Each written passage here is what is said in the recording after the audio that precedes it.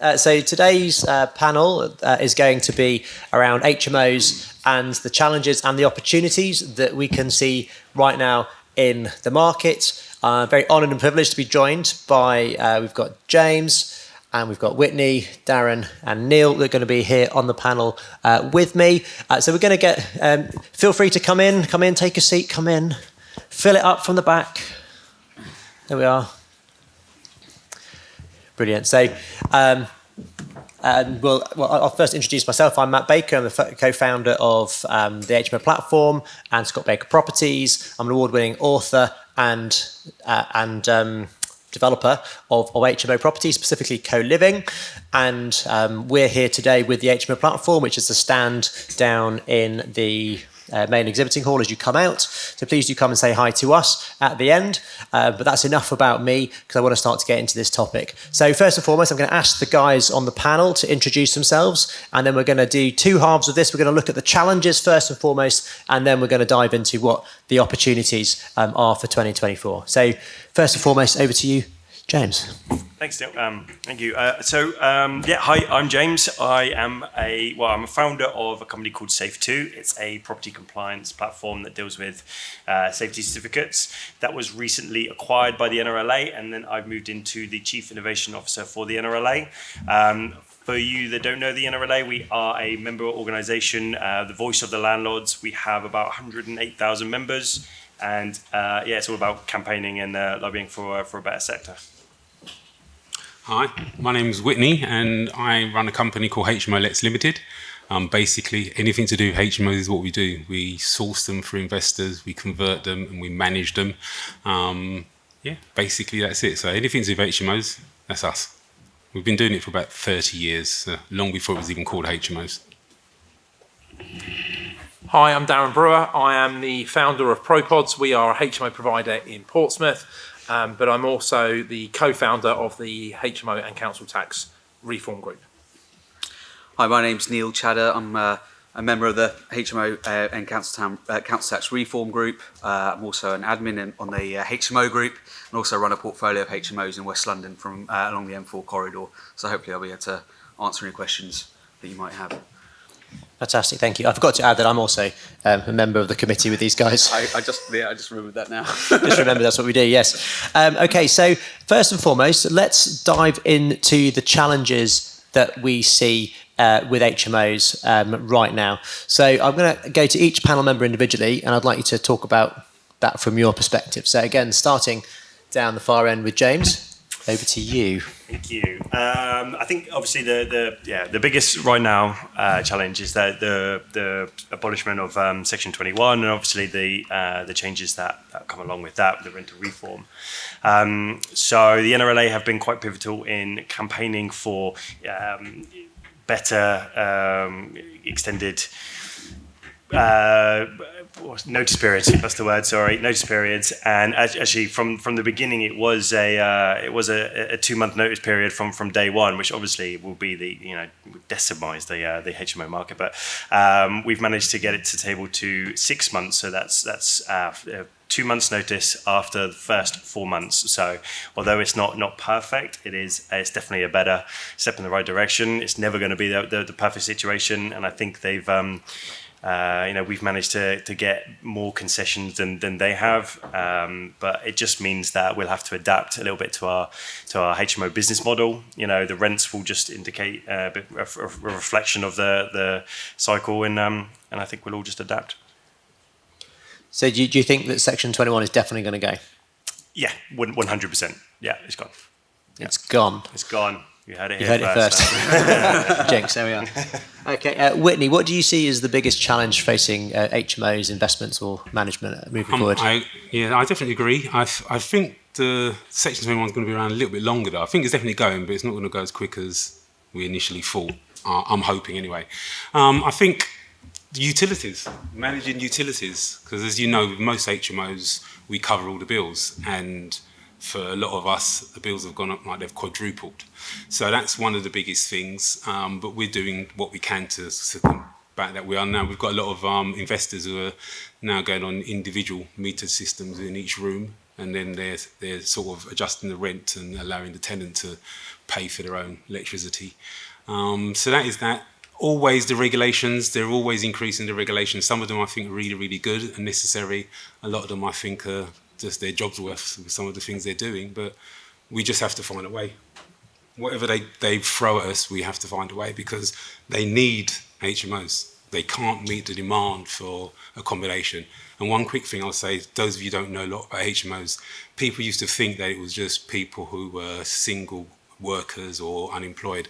We've got a lot of professionals in our HMOs now. We've got doctors, we've got solicitors, we've got all sorts. So it's a lifestyle choice for some people. So yeah. Just following on from what you're saying about the energy bills going up, a lot of people might be thinking, well, I'm not going to get into HMOs because they're not as profitable as they once were. What would you say to that? Is it still worth doing? Yes, it's still worth it. It's still more profitable than a single-let property. One thing, anyone who's come to my stand today, the first thing I tell them is single-let properties frighten me much more than a HMO does. And the reason for that is if you have a tenant who's not paying for whatever reason, it could take you 6 months to 12 months to get them out. During that time, you've got no income whatsoever. You've got to pay for the bills out of your pocket, i.e. the mortgage. I've never had an HMO where I've got 6 tenants that don't pay. If I've got 1 that's not paying, I've got 5 that are. So, that alone says enough. But we're managing the bills. We're looking more at green energy, all different things. So, yeah, it's still a better proposition. So strength in numbers, yes. Yeah, I would just add to that actually the data shows that the HMOs are supposed to grow over the next sort of decade or so. The biggest growth of that would be students, for example. I know that in 2030 there's supposed to be up to 1 million students a year looking for HMOs or houses to live in, and then coupled with, like you said, the increase in rents or the increase in property prices will drive people to shared accommodation rather than being able to afford it on their own. Definitely, it's a growing market, so limited supply and increasing demand at all times. So anyone who's good at business and will know that that's the best place to be. Daryn, what do you think is the biggest challenge facing HMO landlords right now? I think I agree with what these guys have said. I think us is a challenge as a landlords. I think we have to realise what we're doing is right to rent the market. Can you speak to the microphone? Yeah. I think we have to realise as landlords that we have to be right for the market. We have to do it exactly what the customer wants. I think that's a challenge. I think this government or any government is a challenge, and I think, and I've had this conversation with Ben at the NRLA, that until the government actually realises that HMO is actually a product and a way of housing people, and we've seen this with the council tax, that we had to educate the government on how many HMOs there were in this country, how many people lived in HMOs, and we still genuinely believe that there is nearly 3 million tenants living in HMOs just in England. And then we have the problem with Wales that don't want to stipulate the same rules as what England have got. So this is a bigger picture in terms of legislation.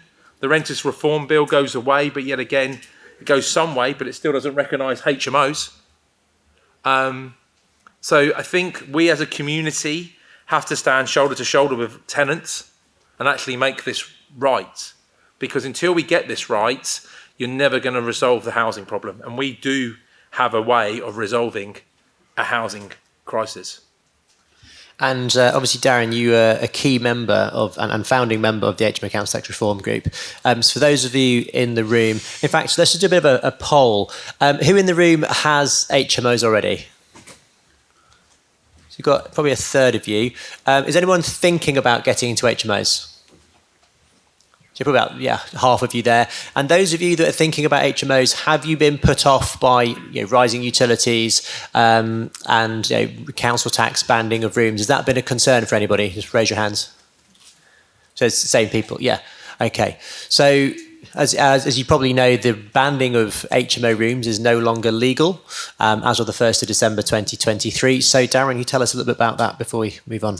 So we've actively campaigned as a group with the NRLA as well to stop disaggregation from bedrooms in HMOs, which basically meant that every bedroom became a dwelling.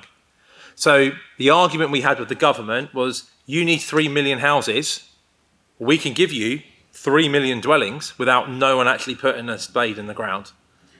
And that's not right.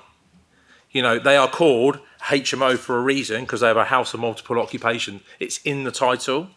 So after 3 years and many a battle, the law was changed on the 1st December 2023. That now means that tenants, and rightly so, do not need to pay the same council tax on their bedroom as what they would for a one-bed flat. That's huge, and what it does show, it shows that us as a community, and this is one of the first things I believe that landlords and tenants have worked together for over the last 30 years, is actually show that people power can actually change policy. And I think we should move on from that moment and actually start making the government realise that HMO is actually something there that actually young professionals as well as students actually need. We need it in this country. You know, it frees up housing stock. And it's an easy way of helping to resolve the housing crisis. Fantastic. Thank you, Daryn. Okay. Neil, over to you. What do you see as some of the biggest challenges for HMOs moving forward? So the biggest challenge I face as a landlord, aside from what everyone else has kind of mentioned, is interest rates. Rising interest rates take a big chunk out of the margin and the operating costs. That's gone up significantly over the last 2 years. I think most HMO landlords could probably recognise that hopefully there'll be some fall in that in the next 6 to 8 months.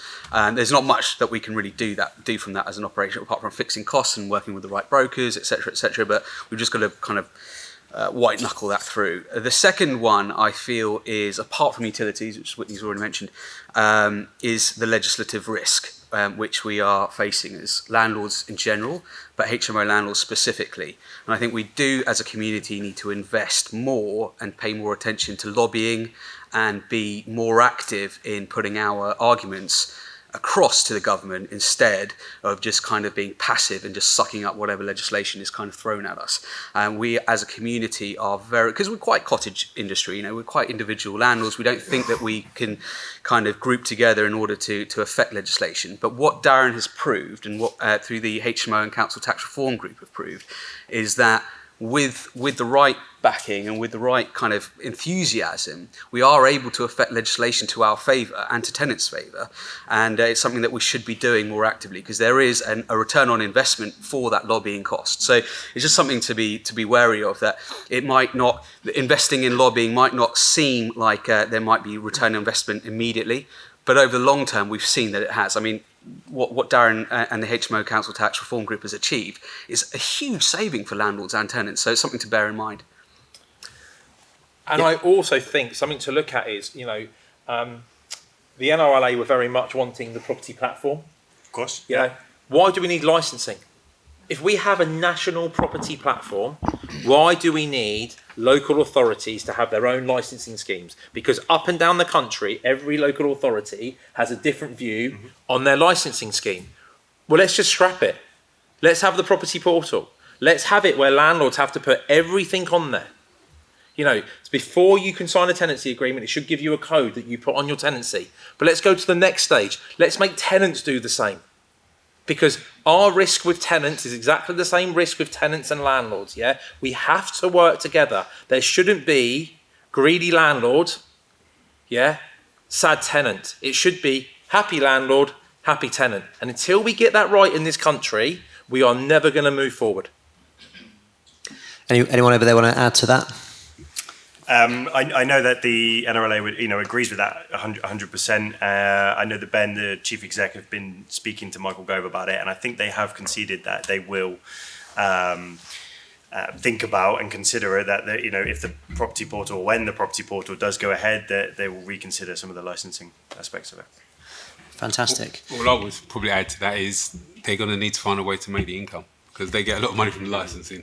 And I think that's also going to be an influence. But you know what, though? Licensing should be non-profitable for every local authority. It should be. That's what it should be, and it's not.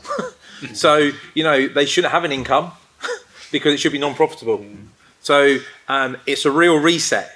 And I am determined after what we achieved, and when I say we achieved, we all achieved. Yeah, this wasn't a one-person crusade. We all achieved the policy change. If we can do that, and we can change law that hasn't been changed for 30 years, then I don't think it would be that difficult to change licensing to a property portal. So, Yeah. And it's also spreading the cost amongst every single landlord in the country, not just for HMO landlords, which is kind of covering the cost of enforcing property law as well, which is also not fair. So we've had a few challenges there and a touch on some solutions. You mentioned about energy costs and energy bills. Does anyone have any potential solutions that can solve those challenges moving forward? We're seeing wholesale prices coming down, but with what's going on in the world, especially over the last 24 hours, as we get closer and closer to World War III, flippant comment, but we end up with fluctuating wholesale prices. So something that we do need to be aware of as landlords, because we foot the bill generally on all-inclusive HMOs. So again, anyone who want to kind of jump in and say, how could we solve that? You mentioned metering by the room. Is that an easy thing to do? If you're doing, when we're doing conversions and refurbs, then it is easy, because if you're going to rewire, there's not a lot more involved. Retro doing it, I think, is probably going to be a bit more expensive. Well, definitely is going to be a bit more expensive. Does that mean that you're generally doing all electric schemes? That's the plan. That's what we're talking about going forward, and we're also talking about sort of solar and battery packs. I'm definitely looking at. I met someone here today who said that you could spread the cost of one over something like 20 years, and it works out you're paying 80 quid a month or something. I don't know yet. I haven't done the sums, but it sounds good. We're also in talks with someone who will pay to put the solar on and then give you a fixed energy rate over 25 years. So you know exactly how much you're paying for the energy. They pay to put it on. They obviously get the income from selling it back to the grid. After 25 years, you own the panels. Yeah. So that to me sounds like something that could be a bit of a no-brainer, because it's about 40 to 50% cheaper than the average rate right now. Yeah. One thing we always do is landlord thermostats. Yeah. There's two companies down there, but they're gold. Yeah. So they're gold, because tenants will definitely leave the heating on and the windows open. It's like they do it automatically. Cool. Questions? So in this regard, so we have in our standard contracts that fair usage clause, that if the energy consumption exceeds, it's just an arbitrary something, then we will go back to the tenants and ask them to pay whatever differential there is. We never actually used it, but I can imagine electrical vehicle charging. Certain things can just go completely ballistic. In what circumstances could that be a lever in this whole situation, and have people used it and does it work? Okay, so the question was, if I can repeat that correctly, how do fair usage policies work in tenancy agreements for everyone's benefit? So does anyone here have a fair usage policy? So we don't. Probably not a great way to start that answer, is it? But I think to do that, you have to have potentially sub-metering in rooms, even if you're not charging the tenants for those sub-meters. Otherwise, how are you going to know what each individual tenant has used? That will only work if you're on individual tenancies. If you're on student lets, then obviously most student lets pick up their own gas and electric bill, maybe. We're very unique at Propods. I spend 25 grand on every refurb on insulation. I really hit it hard. So we insulate the walls, we insulate the ceilings, anything that I can insulate, I would insulate, because it's not for year 1, it's not for year 5, and it's not for year 10. For me, it's a 20-year plan. So I'm looking at my cost over 20 years. We actually have one of those thermostat companies that you've spoken about. We've actually taken that to the next level and pre-wired every room with a thermostat. Because if room 1 is cold and room 4's not, then I'm not damned to be I'm going to pay for a whole house to be heated just because room 1 wants a little bit more heat. And our energy bills have dropped by about 40%. Now that is a cost that we've had to, absorb. But if I tell you that one of my 7-bed HMOs last year, the gas bill was £2,400, which on average is normally about 480, 4,800. So I've already saved myself 2.5 grand in year 1. Now, if I can keep doing that over the next 20 years, well, my math's no great, but that's 50 grand. And if I've spent 25, then that's a great return on investment for me. Yeah, I think it's about smart developing, isn't it? 100%. So if you're building HMOs from scratch, it's a lot easier to be able to build these things in. If you're taking an existing HMO, you pretty much want to be starting from scratch anyway. It's the age-old problem of how do you make the entire stock of housing in the UK energy efficient. It's a nigh impossible task. We future-proof. We've put cabling in for solar panels. We might not be able to afford it from day one, but if I run the cables there on a new project, I know they're there in 3 or 4 years' time if I want to then start putting solars on the roof and connecting up and putting batteries in. So I think it's all about, for those who have not got into the market yet, it's about your strategy and how long your strategy is, which will determine on how you prevent yourself from utility rising costs. Because I love the way energy companies are saying that charges are coming down, but standing charges going up. I think just from a softer perspective, though, if you have already, like I've got a lot of my stock is, won't have existing in it, it won't have individual thermostats in each room or whatever. I think tenant education is actually quite making them understand the relationship between what they pay out every month and energy, making sure that they understand that is a dynamic relationship. And I think that's I think sometimes all bills included can kind of be, it's not an invitation to all you can eat. And I think just explaining that to people, and most 99 out of 100 tenants, out of 100 people are just reasonable people, and they can understand if the energy costs are going up. When I had to do Section 13s, I think what most of us probably had to do when the energy prices hit. And Section 13 is where we raise the rents. It's not something that I typically do. Usually it will just be on vacancy rather than during a tenancy. And it's something that's probably the first time in 10 years that I actually had to raise the rents. So it's just being able to, and when that happened, tenants were quite understanding. They could see what's going on in the news, and they understood why the rent was being raised. And I think just helping them understand that from a softer perspective can kind of mitigate energy usage within the house.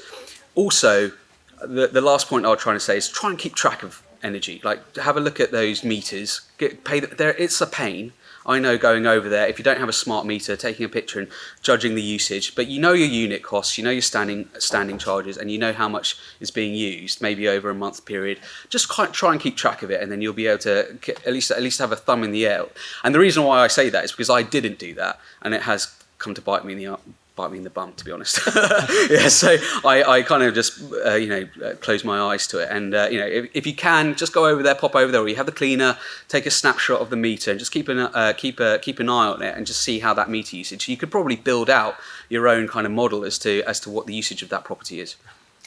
Whitney, do you use fair usage policies? So yeah, but I'm just making sure that none of my tenants are here. We do have fair use policies, but to be honest with you, we've never implemented one. We use it more as a psychological thing, rather than we enforce it. So that's why I don't want them to be here. Go. But yeah, it is just a matter of you've got to educate them, and you also want to encourage them. So we say, yeah, if you do this and do that, then we have the right to. But actually enforcing it is a different thing. Okay. Question. I've heard some people talk about if you've got a fair usage policy and the tenants aren't actually sort of hitting the cap of that, then there's potential to open yourself up to rent claim back, like because they can claim less rent back because they're not fully utilising their electricity allowance or utilities allowance. Has anybody heard of that? So the question, just for everyone's benefit, the question was, if you've got a fair usage policy where the cap is set quite high and they don't use it, then tenants potentially could claim back the deduction in the fair usage policy. I have not heard of that. I have heard of that. I have heard of the theory is that if you can charge for an over usage, you can charge for under usage. So if you've taken an average of the year's usage, and then you can I've heard it once from one well-known landlord that's in theory it's possible. The reality is fair usage contracts, just as Whitney's, they're more of a psychological thing. I think the idea of trying to enforce one is just going to just destroy your relationship with the tenant and just cause a nightmare. So I think it's more a psychological thing. The idea that you can I've never heard of anyone enforcing one either way, to be honest. So maybe it's happened, but not that I know of. I think it would be equally as hard to enforce for the landlord and for the tenant. So you have to have a very smart, legal-minded tenant who would want to do that for the sake of 40 quid, or whatever it would actually be. Have you guys heard of that? No? Okay. There was another question here. Yeah. Now, tenants have to wash their clothes. Do you have tumble dryers? Okay, the question is, tenants have to wash their clothes apparently, so do we install tumble dryers? For me at Propods, yes, we do. But we go for heat pump tumble dryers. A lot cheaper to run. They don't need emptying either. They drain straight like a washing machine as well.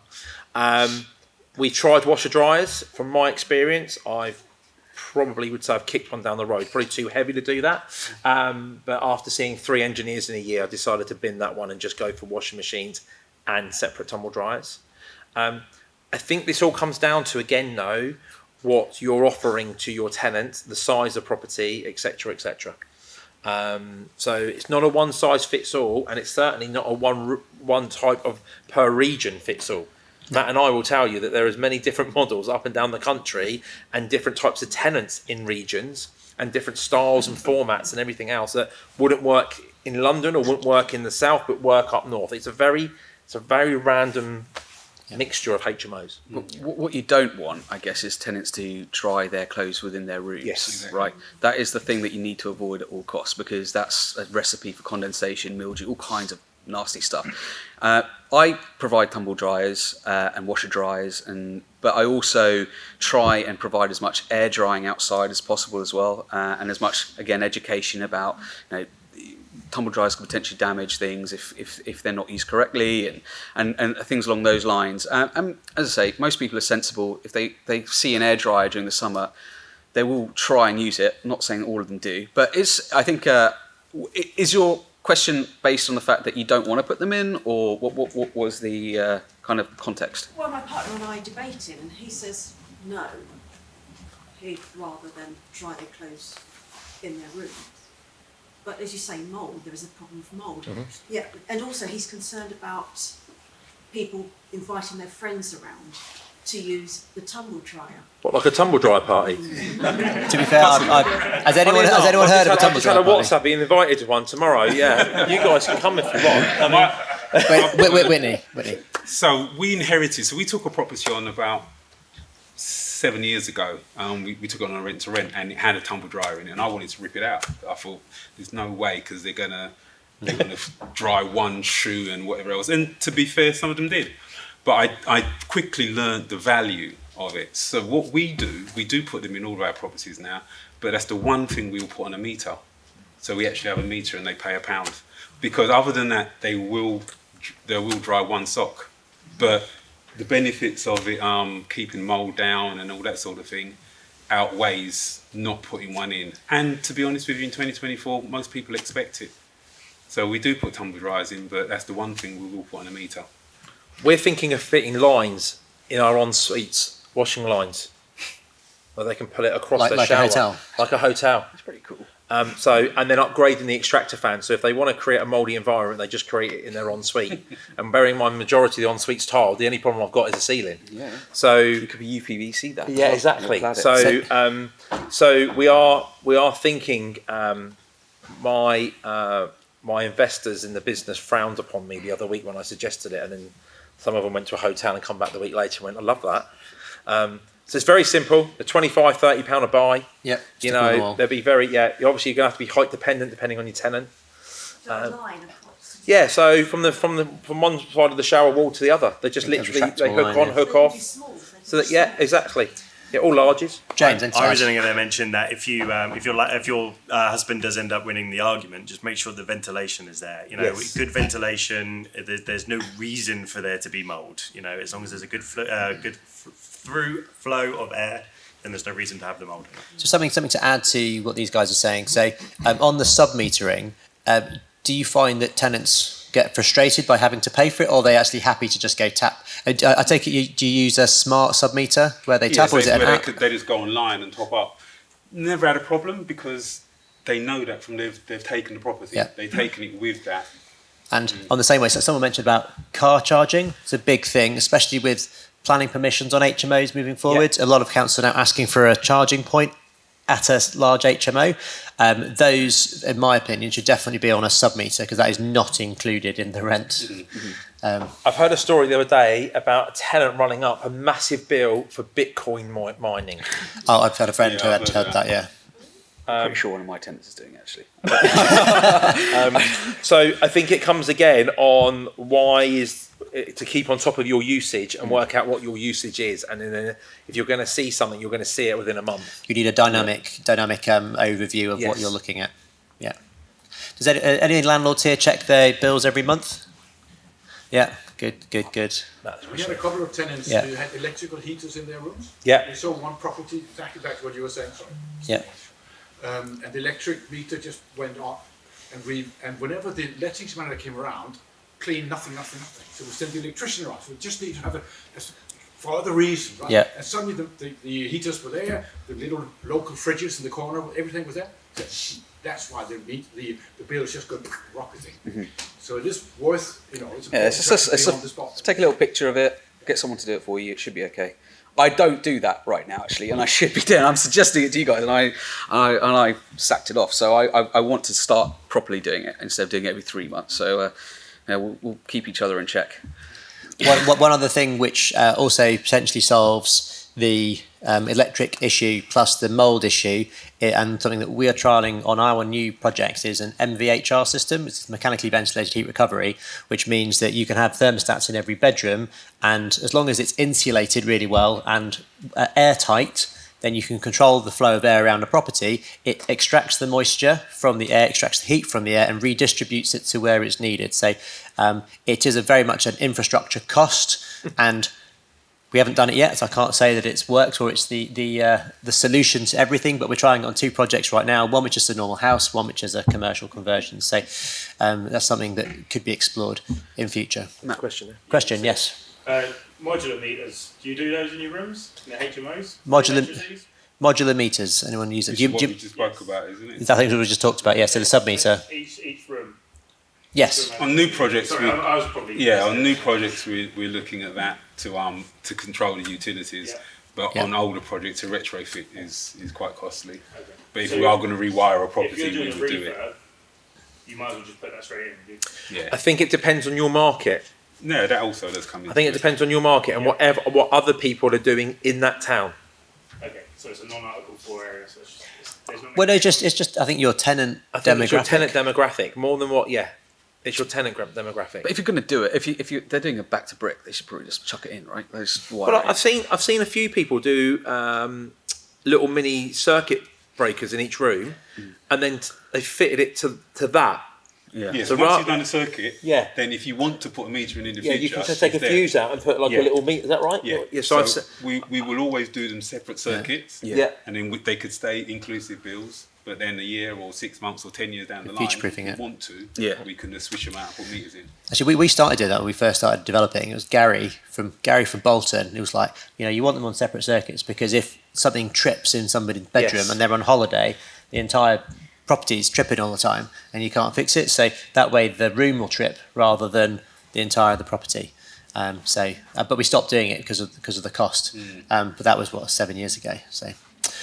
Okay, so we're halfway through. So we've been talking about challenges and some potential solutions. Now I want to talk about opportunities that are available to us that look like they might be coming our way. So I'm going to go back to James. I think you hopefully got a lot to say on this matter. So for HMO landlords in particular, what opportunities do you see moving forward up in 2024? So it's what I mentioned earlier in that it's the growth, the expected growth of the demand for HMOs is far surpasses most of the others. So as I mentioned, a million students alone in 2030 will be looking for HMOs. So the demand will be there. So we all know Article 4 is expanding and getting in more places. But I think if you look at many of you are starting to think about your journey of your HMOs. You start as you mean to go on. All of the regulations, the added legislation. You're going to be starting to do that, and it's not going to be such a pain as it was to somebody that knew what it used to be like, for sure. The good old days. Yeah, the good old days. So absolutely, the demand is there. There's no question about it. It's just making sure that you are as compliant as you can be. I know we're on to opportunities, but I was just wondering what your opinion is on how much of a threat the build-to-rent sector and purpose-built units, because they're moving into co-living and purpose-built student accommodation in quite a big way. Sure. At the moment, it seems like quite a small market share, but big money behind it. So just for benefit, the question was, what do we see is the challenge of purpose-built student accommodation, purpose-built, build to rent, and purpose-built co-living to the market? Yeah, I mean, as I mentioned, the tenant notice period, is going to be a challenging. It just means adapting to that model. It's better than it was. That's a definite. It was better than it was. Beforehand, as I mentioned, it was a 2-month notice from day one, and it wasn't going to work. Having that 6 months notice period, 6 months until they move out, 4 and 2 means that at least there's some hope for it, and it's just about adapting to it, really. Is anyone else scared about the build to rent market on their business? I think aggregation is happening, and I think I don't know if you guys are seeing this in Portsmouth or your areas, but especially within the student market, I'm seeing large funds come in and buy smaller HMOs and aggregate the operations and tidy them up, extend them, and do loft conversions and add rooms and do all the planning plays, etc., at scale. I think that's more of a threat to the small landlords than purpose-built and the purpose-built accommodation. The purpose-built student, the PBSA stuff, that has a lot of big money coming in behind it, but the purpose-built co-living stuff, I'm not sure that has legs. I just don't think the numbers stack up from a tenant perspective.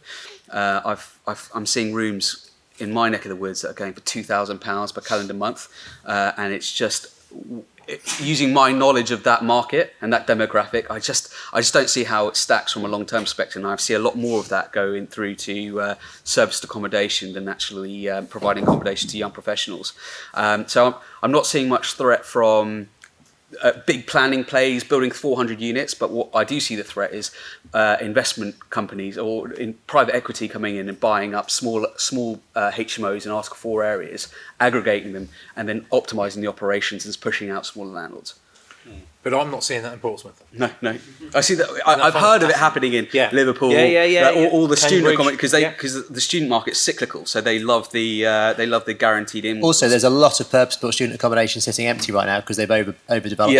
Yeah. So and it's not what the tenants want. I say Pompey because obviously Pompey. I don't know if anyone knows we won the League One. But I won't put that out there. But yeah, at my gym, one of the ladies that plays is celebrating. She plays for Pompey. Does one of she? the trainers, yeah. Pompey ladies. Yeah.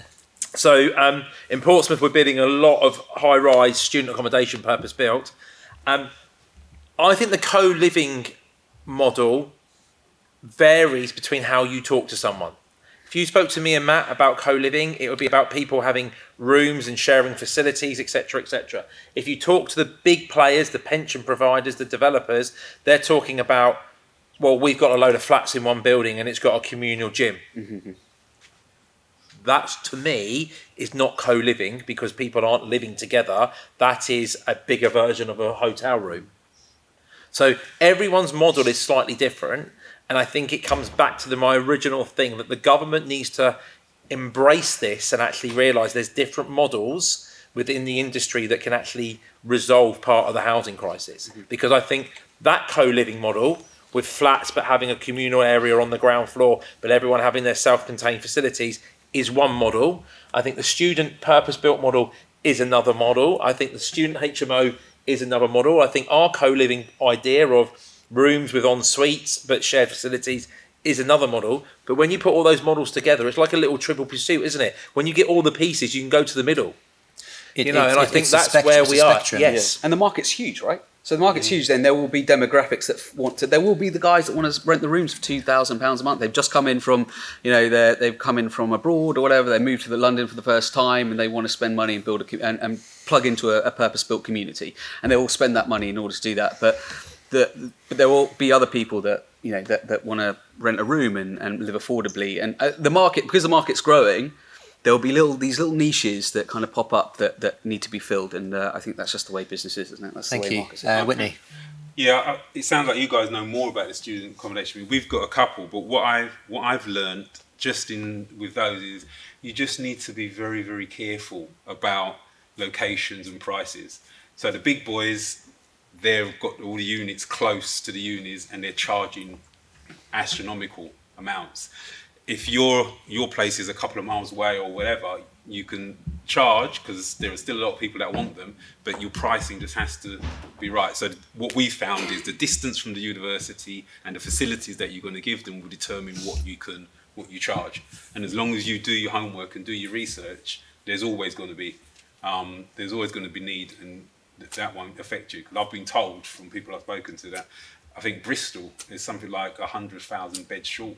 Yeah. And they've been actually paying students to defer because there hasn't been enough accommodation for them. It's not Or shipping them over the bridge. It's not even 100,000 beds, let alone rooms. I mean, they've got to have beds in those rooms. I mean, there's your problem. Yeah. There you go. Okay, but I think need to do your sums and your research more. for me, for opportunities, Yeah, 'cause that's where we were, isn't correct. it? I've started developing in high streets. And I think high streets have a huge opportunity in this country. I really do. We haven't bought a house for conversion for the last 4 years. And we have done everything on high streets. Why? And why? Because I think that we should keep our high streets. As a kid, I actually loved going to the high street on a Saturday morning. And I think I worry that my kids will never see that. I think it's a shocking shame when everyone goes down their high street, they see close. And actually, if you make these shops smaller and you recreate the rears and the upper parts, what you're actually doing is creating a smaller retail unit for the independent retailer, a bit of entrepreneurship coming back into the UK, but also you're bringing 8, 10, 15 people back into a high street. You do that 20 times in a high street, you've created 350 people living in that high street. What about change of use plans? But it's there. Permitted development. Permitted development. Why would a local authority not want the high street regenerated? And I've had this come across, and I've said to councillors, you don't want to regenerate your high street? Well, not saying that. Crack on then. Because it's different to saying to someone, your house that I've just bought next door is going to be a HMO. Because you watch the residents go, oh my God. You do that in a high street, you're like a little saviour. Because you're actually reinvesting your money back into your local high street. Converting commercial property into HMOs is actually, I think, a fantastic strategy, which I think more people should be looking at, because you avoid a lot of the challenges of taking away family homes, which is one of the biggest things that all council and local councillors are coming up against. So yeah, submit planning and dare them to come up with a reason not to give you it. I mean, I think a good question is, we all live near high streets. So who's proud of their high street? You're proud of your high street. But how many shops are empty in that high street? I mean, we're pretty good in in Worthing. But what I'm saying is there's high streets up and down the country that have got many an empty store. Yeah. Yeah. And they need to be repurposed. And do you know what? It's actually good for the environment, because you're actually repurposing a building that's already used its carbon footprint probably 70, 80 years ago. And that's a big tick on planning as well. That is a policy point. Neil. Yeah, one of the opportunities that might be kind of rearing its head over the next couple of years is buying pre-existing HMOs that are unloved and maybe need a lot of work. I spoke previously about the aggregation model, about people, large funds coming in and buying HMOs that have existing planning and have been kind of sorted out legally. Now, if you can take those kind of unloved HMOs and clean them up legally, there will be a market for buyers for those at some point when those funds come into those Article 4 areas, because they can't build anymore. So that's an opportunity, because Article 4 is a challenge in terms of they're removing that permitted development right. But because it's there will be landlords that need to exit that market, and there will be landlords that may be of another generation that need to that haven't maybe looked after it as much, and so there's quite a lot of headroom in terms of the rents and rooms that you can add and things like that in order to get it tidied up ready for market when that opportunity arises. So that's probably one of my biggest opportunities for Article 4 areas. Any other opportunities you can see? I think it's what everyone has said. There just is not enough housing, so they have to. Whatever they say, that they make it sound as though they don't want HMOs, but they need us. So it is a matter of just considering. Like I said, I prefer them because I don't have situations where I've got a full HMO empty and I've got to start sticking my hand in my pocket. With all the interest rate rises and stuff, the rents that you can get now, I don't believe at all that you should try to squeeze the most you can out of any tenant, but naturally with costs and everything going up, generally rates have gone up, so you can end up with a property. If you're able to manage your utilities very, very well, it's an extremely profitable model. Well, over the last 12 months, over 2023, rents on HMOs went up 12% and rents on buy-to-lets, single bed, only went up 6.1%. So it's a double the increase in your rent. So and that just shows how the market is in the shared room market as opposed to the single let market. And if you have an agency like us managing it, then you've got nothing to worry about. There you go. And when ask a question. We are not into HMOs, but looking at it, and we've got some properties that we might be looking to convert. How do you guys manage on car parking? So They don't have cars. So the question. So the question That's for what we everyone's. tell the council. They don't have cars. So just going to repeat the question for everyone's benefit. So the question was, what's our potential issues with car parking around HMOs? So I'm going to go from that end first. It's Whitney. Oh, sorry, James. Sorry. I mean, yeah, it's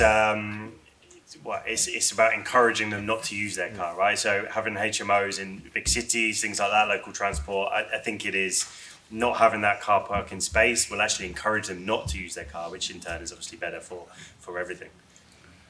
On smaller HMOs, so the 6 below, they don't require you to have parking. But what I say to people who always question that, if we've converted a 3-bed house into a 6-bed HMO, I'm almost certain that most of those 3-bed properties along that road, there's at least 2 or 3 cars in that family, because you've got a husband and wife and maybe 1 or 2 kids. Most of our HMOs, they have no cars, but some of them have 1 car, some of them have 2. So it actually has not made any difference to parking. With the bigger HMOs, then they may want parking, they want to know more about parking as well as the waste and everything else. But definitely with the smaller ones, it's no difference. Unless you're in an Article 4 area. Unless you're in Article 4. Yeah. So in Portsmouth, they work out what the car load would have been on the original property. Before you kind of invert it into a HMO. With the high street model, every high street has a car park, and normally every car park is free after 5 or 6 o'clock. So from that point of view, I'm like, fill your boots. But in Portsmouth, we've got most cities now electric scooter trials. We've got Beryl bike trials. Whose bikes? Beryl's. I'm sure it's Beryl bikes in Portsmouth. I don't know who Beryl is, but she's got a lot of them. My great auntie. Yeah, your great auntie. Beryl bikes in London, and we've got Beryl bikes. So we've got good models of that, and also in high streets, you argue that you've got good infrastructure. You know, if you haven't got a train station, you've got a bus depot. Within walking distance. So for me, that doesn't become too much of an issue when I'm in high street. When we started off the Propods brand, yes, we did have a few interesting conversations with the local authorities about parking. But I wouldn't say that is a challenge. I would say you have the opportunity because you have the asset. That's your opportunity there. I wouldn't worry too much about the parking. That would be down to a planning consultant to deal with it for you. Every property will be different. Yeah. Yeah. Thank you. Yeah, parking wise is it's an interesting one because it should self-select. If they have a car, they should be picking properties where they have access to parking, right? Whereas if you're building on a high street, you're probably getting tenants that will be happy with the the public transport that's available. Personally, I have all my HMOs within 2 or 3 minutes or walk, or 5 minutes max of a tube station. So I know that there isn't so much demand for parking, and there will be other properties that will be that have large driveways and ample on-street parking, and that will select for those tenants that have their cars. So I feel like it's more of a market and demand thing rather than something that landlords need to specifically cater for in every, unless deemed by the planning authorities. Yeah. Any other questions at this point? Yes, go for it. Bins and rubbish. Bins. We did this one last time, didn't we? They're next to my tumble dryer. Yeah, we'll start from here. Neil, how do you deal with bins? Bins are they're a challenge. They are and an opportunity. Well, you know what? They're an opportunity. No, they're not. They're just a pain. There's no opportunity to bin management. It's just it's one of those drudges as a HMO landlord and operator that you've got to deal with. I personally have the what are they called? They're not the Nest cameras. The cameras that ring cameras on that I substitute for a light, and I just check in on the bins like once a week, make sure that they're all put back in the right place. And if I see lots of things in the wrong boxes, the boroughs that I operate in, they will not. The bin men will notoriously not collect anything. If there's a hair out of place, they will just not collect the whole lot. So you have to be quite careful and educating tenants as to, look, this will attract vermin and all kinds of horrible things to the place that you live. I don't live there, you live there. So it's really within your interest to look after them. And I can send out all the reminders, but if you're putting things in the wrong place and the bin men don't collect it, there's not much I can really do. And if you're just constantly hammering those messages home, helping them understand that they live there and it's their responsibility, even though it's different from a single let. I think those things have always held me. I think I rely on the reasonable nature of other human beings in order to get my message across. If you're dealing with an unreasonable person, they don't understand the benefits of putting cardboard in the right cardboard box and mice coming into the properties, then there's not much you can probably do. And that's why Section 21 revoking is quite scary. But yeah, it's just constant communication, being able to check in now and again, having people, maybe the cleaners coming around to check the bins are in the right place, that sort of stuff. But there's no glamorous solution to it that I've come across, unfortunately. We don't tend to have massive problems for two reasons. One is when our cleaners go in, they always keep an eye on what's going on. But normally, especially if you've had tenants in a property for a long time, it sort of sorts itself out. There's always one person who is really a stickler to make sure everything. Yeah. And there you'll hear them on the group, or if you contact, they're the one telling all the other tenants to make sure you do this. Like the mum and the dad of the house. There's always a mum and dad of a HMO, in my view. Yeah. Someone is always like the leader. There's an HMO daddy. HMO daddy. HMO mummy. We have fridge making at Rota. We do that as well. So we stipulate which room does which week. And then when they don't do it, we just let the house have an argument between them. And then that doesn't happen very often after that, and then they normally resolve it. So, anyone else got anything to say about bins? No, it's quite an interesting one. No? Okay. Yeah. Any other questions? Yeah. Has anyone on the panel had success with getting the council to grant a HMO in the Article 4 area from a previous residential? Well, I operate in Article 4. Can I just repeat the question for those at the back? So the question was, has anyone had any success getting planning permission on an HMO in Article 4? Yes, I've done it multiple times.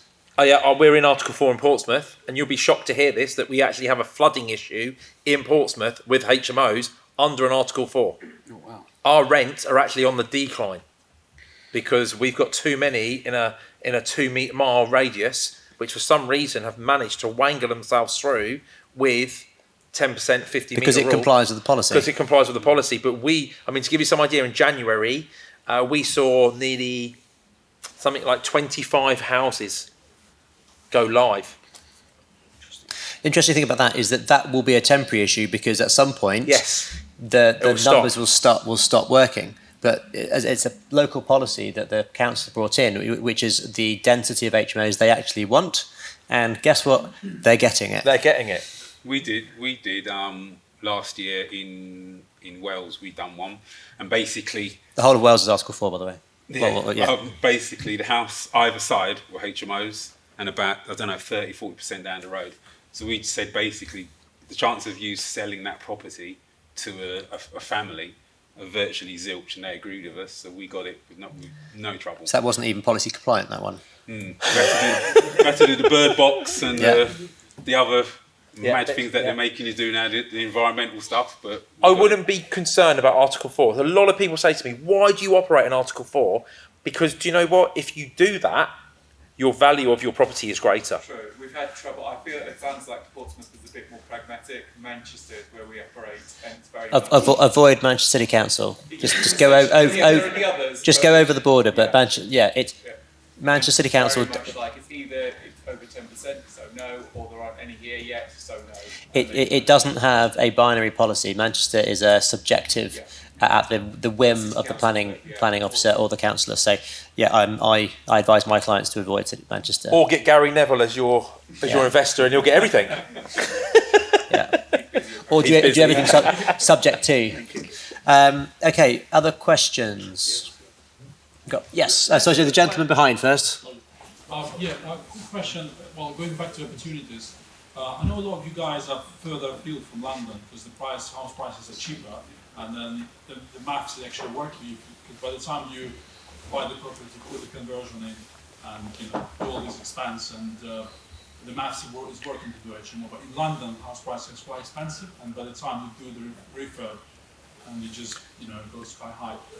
What areas in London have you got involved with where the HMO is working, and maybe what structure could that be commercial to HMO or again? So the question was what areas in the London area could work for HMOs in today's market? I'm going to go to Neil. So I operate between Maidenhead, which is outside London, right through to Barons Court, and it's very difficult. It's the Article 4. One of my main target areas was around Heathrow, where I was buying quite a lot of properties and converting them. There was really high demand, and Article 4 has come in there as a borough-wide issue, and most of the boroughs now in London have Article 4. So it's hard to buy things in London with planning in place and getting. I'm not as confident as these two as being able to develop buying property, because the outlay is so high, right? So if I'm buying a property to develop and I'm not 100% sure I can get planning, I'm quite scared of that. It's quite a difficult situation. But I need to take some tips off these guys. So I don't buy existing HMOs. So it's quite interesting. Just to move to Whitney, because obviously you're local as well. To be honest with you, the way I see it is any rental property that you can make your money out as a single let, you're going to make more as a HMO. So you've got to invest more to convert it, but your returns are going to be greater. So if you found a property that would stack up, and I don't know how many will nowadays, to stack up as a single let, if it will stack up as a single let, then it's definitely going to stack up as a HMO. In London, there are places where a room is £1,100 a month. Yeah. £1,200 a month. So you have to do your sums and be careful. The outskirts, sort of, if you go around sort of Erith, Woolwich, even they're getting it. But there are definitely places in London where you get the price of the property is still relatively low compared to what the income. And you can get a good uplift as well in value by adding space in London, which you wouldn't get elsewhere. Outside of London, it's more of an income thing. You're not going to get.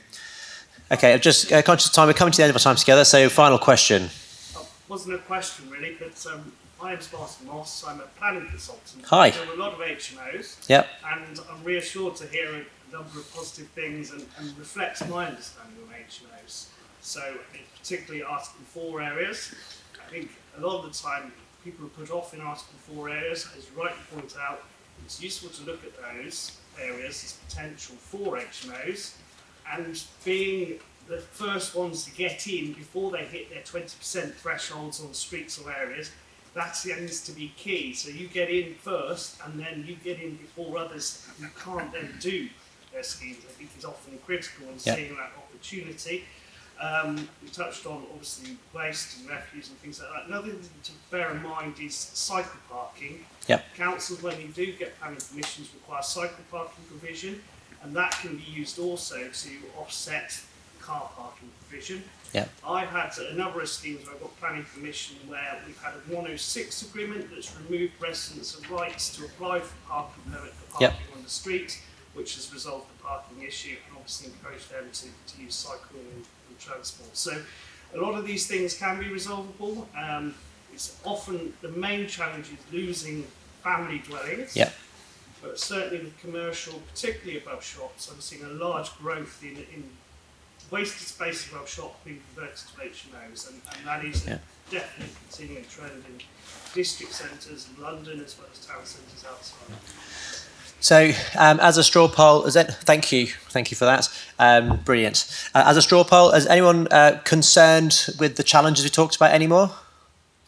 No, good. Is anyone seeing lots of opportunities in HMOs for this year?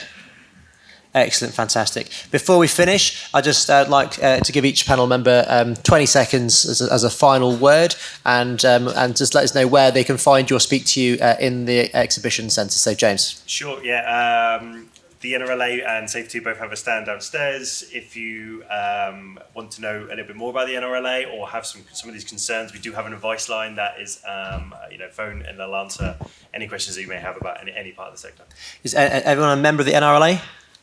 If you're not, then become a member. It is a really great resource. It's and also lobbying. And actually, quick straw poll again. Who would pay more to have HMO lobbied on your behalf as well? There we go. Interesting. We'll make a mental note of that, James. Darren. We'll take that back to Ben. Yeah, back to Ben. There we go. Okay, Whitney, over to you. Last First thoughts. thing I would say is if you're in property and you're not a member of the NRLA, you must join. They don't pay me to say that, but they were fantastic for us for lots of different reasons. Basically, so we've got a stand downstairs, stand 365 in the HMO section, and literally anything to do with HMOs, ask us. We will hold your hand if you want to go through the process of buying and developing one. We'll do it for you, we'll manage it for you, or we'll show you how to manage it. But anything to do with HMOs, just pop us another word. We're very, very, very, very kind with our time. Thank you very much, Whitney. Darren, any final words? I'm not here as a stand, so if you want to come and find me, just find me on LinkedIn or via the Propods website. Happy to talk to anyone who's got any issues. Darren Brewer, Propods. Darren Brewer. Yeah, same as Darren. I just kind of I'll be milling around the HMO zone, so feel free to grab me and I'll answer any questions if I can. And you'll find me on LinkedIn. And just actually, Darren, the HMO Council Tax Reform Group, which obviously had the remit of trying to reband or sort out the HMO Council Tax issues. The website is hmosandcounciltax.co.uk, and that group will be looking to lobby for other HMO issues. Thank you. And I've been Matt Baker. I'm opposite Whitney with the HMO Platform stand, and we help landlords get into HMOs as well. We have training courses on your chairs, a way to join the HMO Club, which is a low entry membership that we have. And if you want to come and speak to us and get a free copy of my book, then come and see us in the HMO zone downstairs. Thank you very much and enjoy your afternoon.